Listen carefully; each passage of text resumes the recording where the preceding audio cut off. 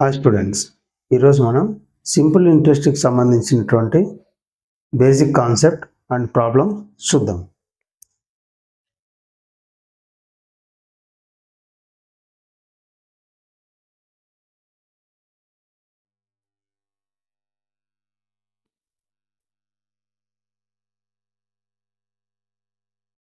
Simple interest. First simple interest అంటే మనం ఏంటో తెలుసుకోవాలి స్టూడెంట్స్. సింపుల్ ఇంట్రెస్ట్ అంటే మనందరికీ తెలుసు, వడ్డీ. తెలుగులో మనం సాధారణ వడ్డీ అంటాం. వడ్డీ అంటే ఏంటి, అసలు మనకి ప్రాబ్లంలో ఎలా ఫైండ్ అవుట్ చేస్తాము, ఏంటి ఆ టర్మినాలజీ ఏంటి అనేది ఇప్పుడు మనం చూద్దాం. ఫస్ట్ ఒక 2 పర్సన్స్ తీసుకుందాం మనం, ఇద్దరు వ్యక్తుల్ని. ఒకరు వచ్చి రాము అనుకుందాం, ఇంకొకరు సోము. రాము, సోము,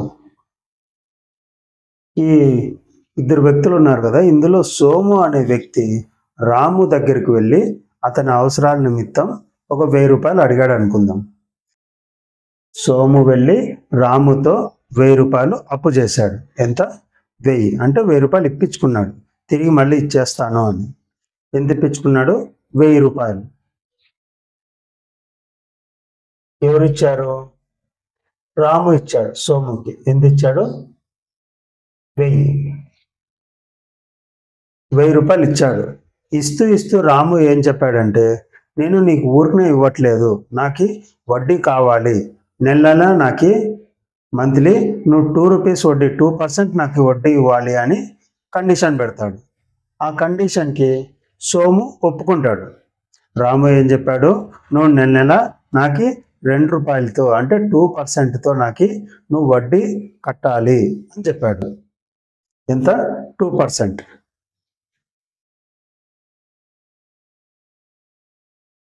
రేట్ ఆఫ్ ఇంట్రెస్ట్ ఎంత అన్నాడంటే 2%. అంటే నెల నువ్వు నాకు 100కి 2 రూపాయలు ఇవ్వాలి. అంటే ఎన్ని 100లు ఉంటే అన్ని 2 రూపాయలు అని అర్థం. మనకి 2 రూపీస్ వడ్డీతో ఈ రాము సోముకి ఇచ్చాడు. ఎంత ఇచ్చాడు? 1000 రూపీస్ ఇచ్చాడు.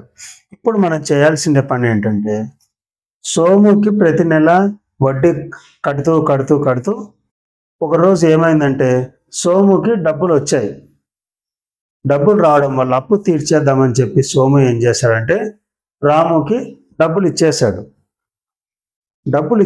కాబట్టి ఇంకా నెక్స్ట్ నెల నుంచి మనము వడ్డీ కట్టాల్సిన పని లేదు. కానీ అంతవరకు మనకి ఎన్ని నెలలు కట్టాడు అంటే, ప్రతి నెల 2% కట్టాడు కదా. అలా 2% ఎన్ని నెలలు కట్టాడు అంటే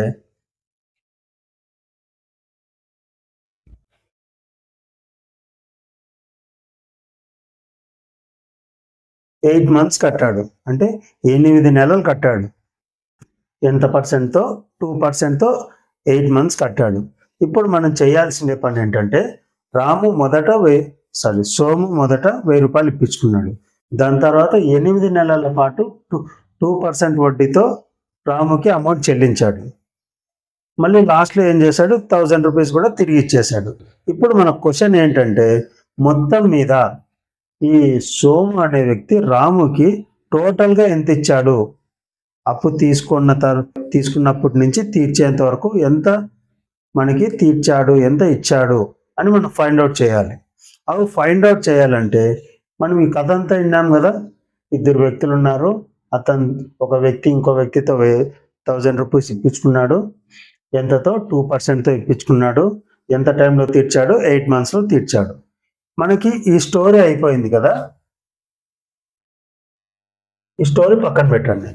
ఇప్పుడు మనము ఈ స్టోరీని బేస్ చేసుకొని మనము ఒక 3 టర్మినాలజీస్ రాయాల్సి ఉంటుంది. అవేంటో చూద్దాం. First principal amount. Principal amount అంటే ఎంతైతే మనము అప్పుగా తీసుకుంటామో, ఎంతైతే మొదట్లో అప్పుగా తీసుకుంటామో దాన్నే మనం ప్రిన్సిపల్ అమౌంట్ అంటాం. ప్రిన్సిపల్ అమౌంట్ ఎంత తీసుకున్నాడు? సోము 1000 రూపాయలు తీసుకున్నాడు కాబట్టి 1000 రాస్తాం. 1000 rupees. Next, rate of interest. RATE, rate of interest.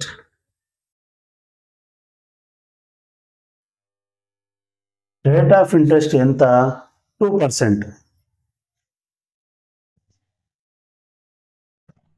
అంటే ₹2 వడ్డీతో తీసుకున్నాడు. Next, time.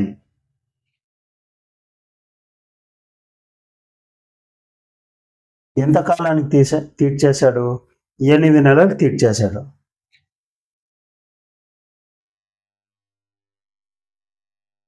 8 మంత్స్కి తీర్చేశాడు. ఇప్పుడు క్వశ్చన్ ఏంటంటే మొత్తం మీద ఫస్ట్ నుంచి లాస్ట్ వరకు ఎంత కట్టాడో మనం ఫైండ్ అవుట్ చేయాలి. అంటే మనకు తెలుసు ₹1000 ఇచ్చాడు అని, కానీ నెల నెల మనకి ఏం చేశాడు? వడ్డీ ఇచ్చాడు. ఆ నెల నెల ఇచ్చిండే వడ్డీ ఎంత అవుతుందో మనం తెలుసుకున్నాం అనుకోండి, ఈ ప్రిన్సిపల్ అమౌంట్ ప్లస్ ఆ వడ్డీ కలిపేస్తే టోటల్గా ఎంత ఇచ్చాడు అనేది మనకు తెలుస్తుంది అనమాట. ఇప్పుడు మనము ఎంత కట్టాడు అనేది ఫార్ములా లేకపోకుండా ఎలా ఫైండ్ అవుట్ చేయొచ్చో చూద్దాం. ఇప్పుడు చూడండి,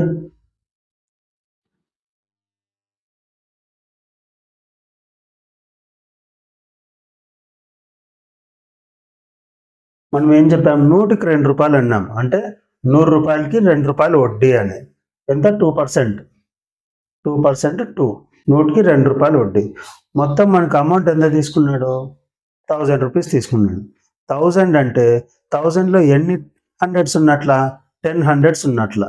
చూడండి, 100 ప్లస్ 100 ప్లస్ 100 ప్లస్ 100 ప్లస్ 1 2 3 4 100 100 100 100 100 100.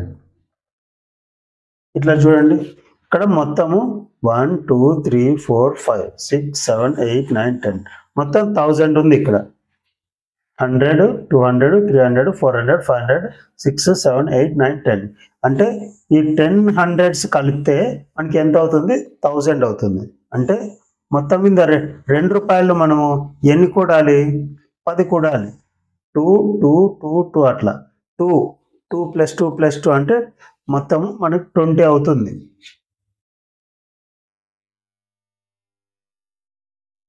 చూడండి, 2 2 2 2 2 2 2 2 2.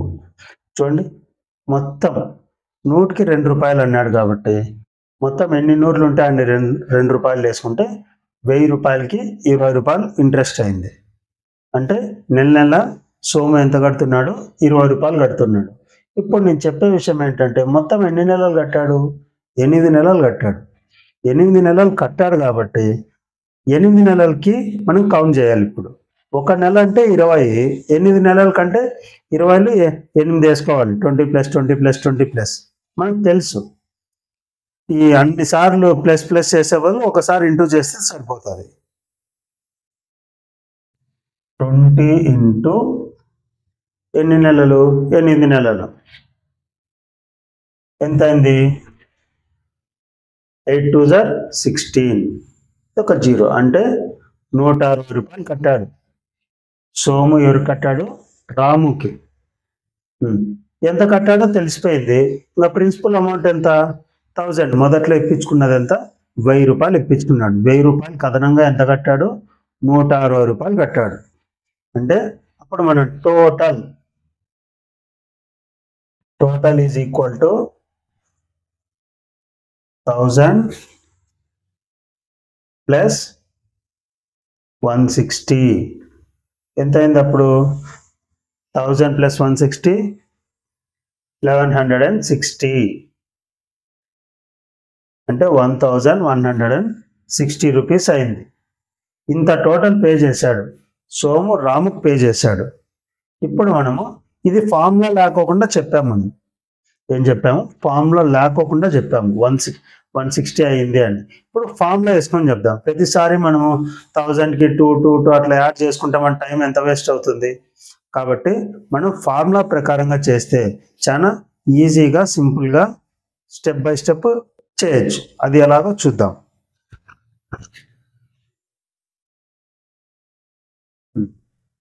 ఫార్ములా ఏంటంటే I is equal to PTR by 100. అది ఫస్ట్ రాసుకోవాలి మనం.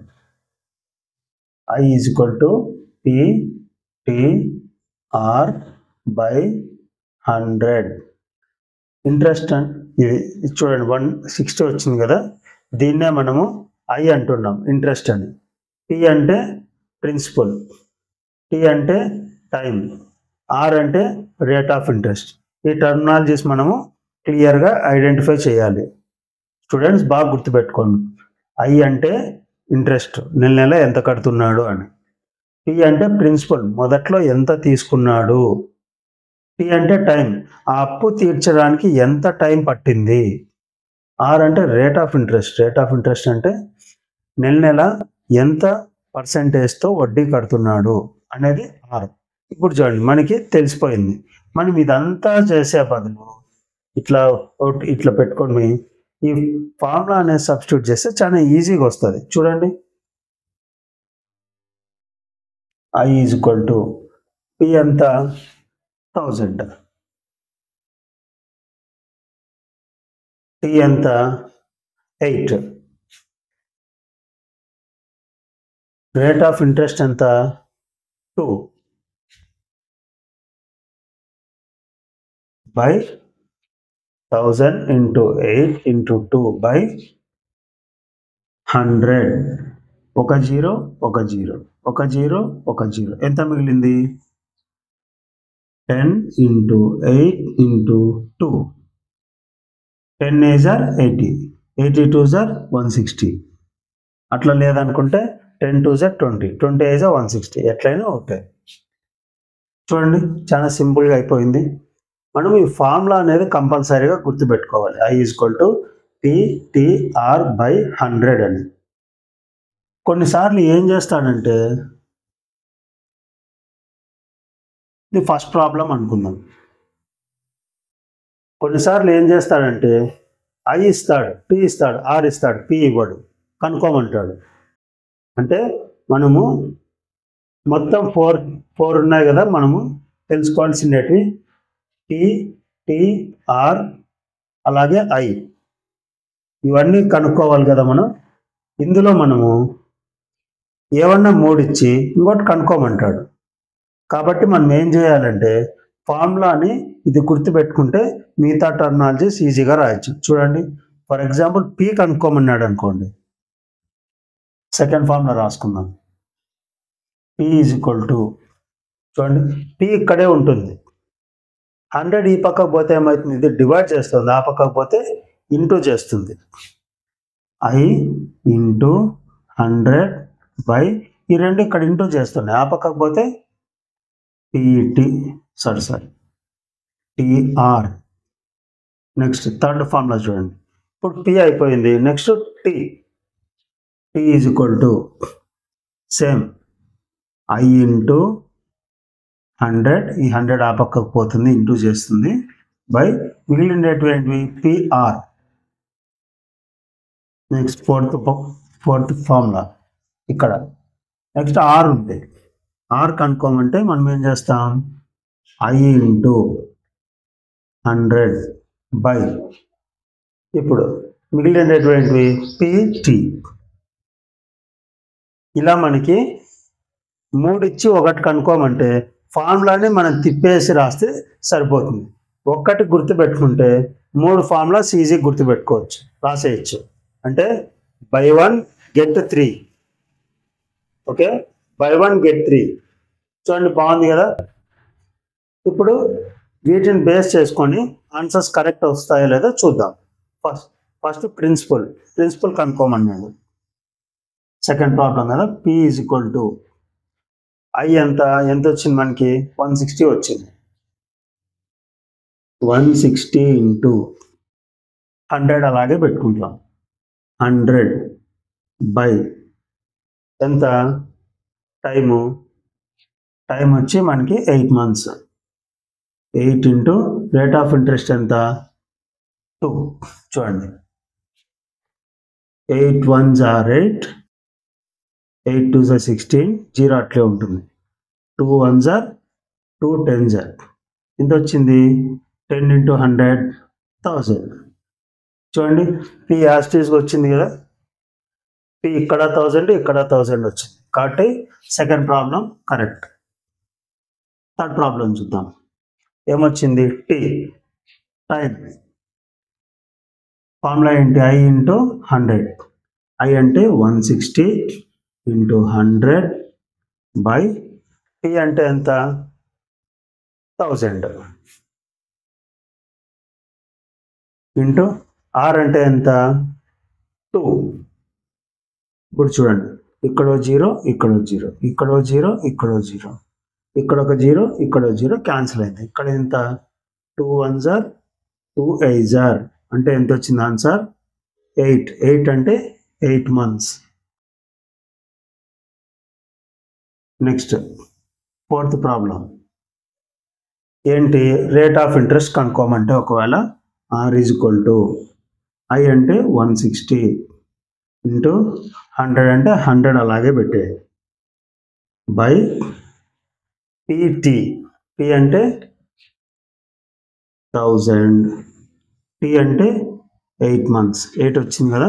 ఇప్పుడు చూడండి ఒక 0 ఒక 0 ఒక 0 ఒక 0 ఒకటి ఒకటి 8 1s are 8 2s are ఎంత వచ్చింది? 2%. ఓకే, ఇక్కడ మీరు ఇంకో విషయం అర్థం చేసుకోవాల్సింది ఏంటంటే స్టూడెంట్స్, మనకి పర్సంటేజ్ అనే సింబల్ ఎక్కడ కనపడినా బాగా గుర్తుపెట్టుకోండి. పర్సంటేజ్ కనపడింది అంటే కంపల్సరీగా ఆ ప్రాబ్లంలో 100 అనేది ఉంటుంది అనేది మనకు ఒక గుర్తు బాగా గుర్తుపెట్టుకోండి. పర్సంటేజ్ సింబల్ ఉంది అంటేనే 100 ఉన్నట్లు అక్కడ. ఓకే, ఈ ప్రాబ్లం అర్థమైంది కదా. ఈ ప్రాబ్లంని బేస్ చేసుకొని మీ టెక్స్ట్ బుక్స్లో ఉన్నటువంటి ప్రాబ్లమ్స్ని కూడా సాల్వ్ చేయడానికి ట్రై చేయండి స్టూడెంట్స్. ఓకే, నెక్స్ట్ వీడియోలో మళ్ళీ కలుద్దాం. Thanks students.